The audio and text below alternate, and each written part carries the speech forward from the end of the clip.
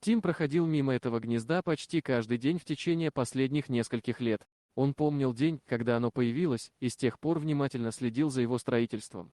Обычно он слышал радостное чириканье птиц издалека, но в этот день стояла тишина.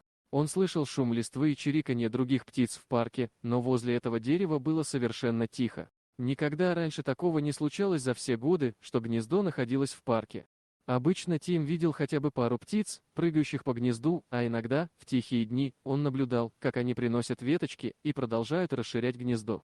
Осторожно подойдя к дереву, он не хотел напугать птиц, если они вдруг оказались внутри. Кроме тишины, все выглядело совершенно нормально. Тим не был уверен, что птиц там действительно не было, и не хотел беспокоить их без причины. В итоге он решил ничего не предпринимать, возможно, на это была какая-то нормальная причина, и он не хотел вторгаться в дом птиц без веской причины. Он решил вернуться на следующий день и проверить гнездо снова. Если оно все еще будет казаться пустым, он примет меры.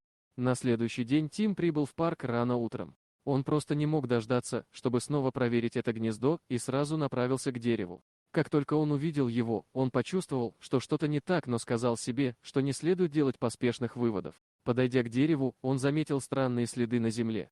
Он не узнавал их и знал, что их не могло оставить ни одно из известных ему животных, обитающих в парке. «О нет», — сказал он, думая о всех опасных хищниках, которые могли проникнуть сюда.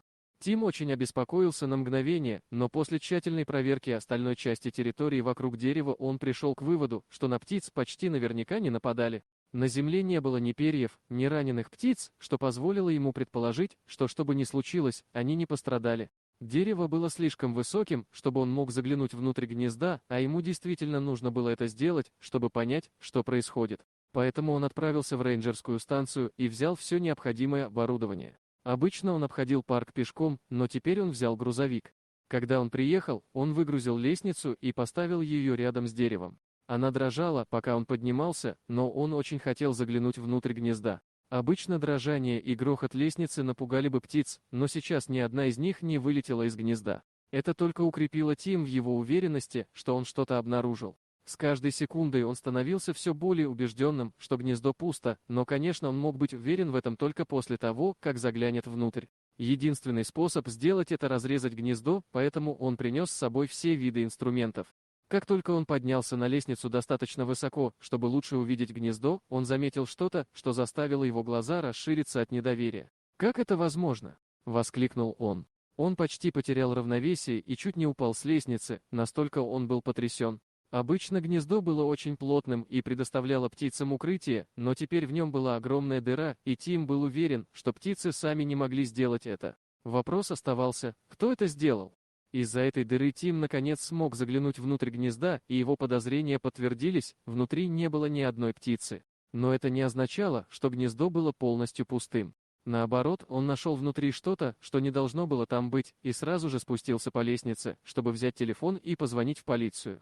Тим быстро спустился по лестнице, сердце его бешено колотилось от шока и волнения из-за пустого гнезда.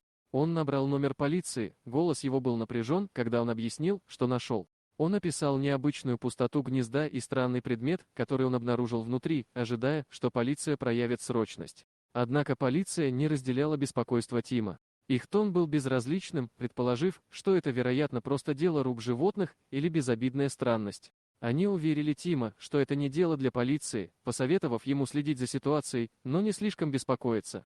Стоя один в тихом парке, Тим почувствовал волну разочарования. Безразличие полиции обидело его. Он знал, что то, что он видел, не было обычным, но его опасения были отвергнуты. Загадка гнезда терзала его. Стоило ли ему просто отпустить это, как советовала полиция, или следовало углубиться в это, доверяя своим инстинктам, что что-то было не так?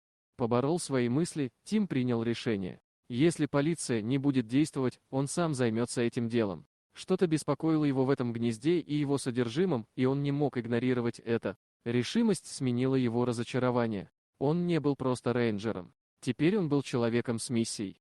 Вернувшись к гнезду, Тим начал свое собственное расследование. Он осмотрел землю вокруг дерева, ища любые признаки, которые могли бы объяснить состояние гнезда. Следы, выброшенные предметы, что угодно необычное. Он старался быть тщательным и объективным, записывал и фотографировал все, начиная собирать пазл молчаливого гнезда и его загадочного содержимого. Тим обратился к своим коллегам-рейнджерам, надеясь, что они могли заметить что-то, чего он не увидел. «Видели ли вы что-то необычное вокруг большого гнезда в последнее время?» — спрашивал он каждого из них. Их ответы различались, но никто не заметил ничего значительного. Однако решимость Тима не пошатнулась. Он знал, что иногда самая мелкая деталь, легко упускаемая из виду, может быть ключом к разгадке. Следующим шагом Тим решил поговорить с посетителями парка. «Заметили ли вы что-то странное вокруг большого гнезда на своих прогулках?» — вежливо спрашивал он. Большинство качали головами, но несколько человек упомянули о тенях или необычных звуках рядом с гнездом. Хотя эти свидетельства были расплывчатыми, Тим записывал их все. В своем офисе Тим разложил свои заметки и фотографии, пытаясь найти закономерность. Пазл был сложным и запутанным, странные звуки, о которых говорили посетители, отсутствие необычных наблюдений у коллег, тишина гнезда. Тим пристально изучал информацию, пытаясь связать эти разрозненные элементы в связную историю. Что же происходило с этим гнездом? Тим снова сосредоточился на дереве и его окрестностях. Именно тогда он заметил узор в следах у основания дерева, почти скрытый под леском. Это были не случайные царапины или естественный износ, они были намеренными, методичными. Но что это означало? Эти знаки не могли быть делом животных. Они несли явный отпечаток человеческого вмешательства. Паттерн знаков и их расположение все указывало на преднамеренные действия кого-то. Это было важным поворотом в расследовании Тима. Молчаливое гнездо стало местом человеческого вмешательства. Дальнейший осмотр показал еще более явные признаки. Среди листвы Тим нашел отпечатки, слишком большие и четкие, чтобы принадлежать животному. Поблизости были слабые, но различимые следы инструментов на коре дерева. Дорогие друзья, если вам понравилось видео, поставьте лайк, а также подписывайтесь на канал, где найдете еще много интересного.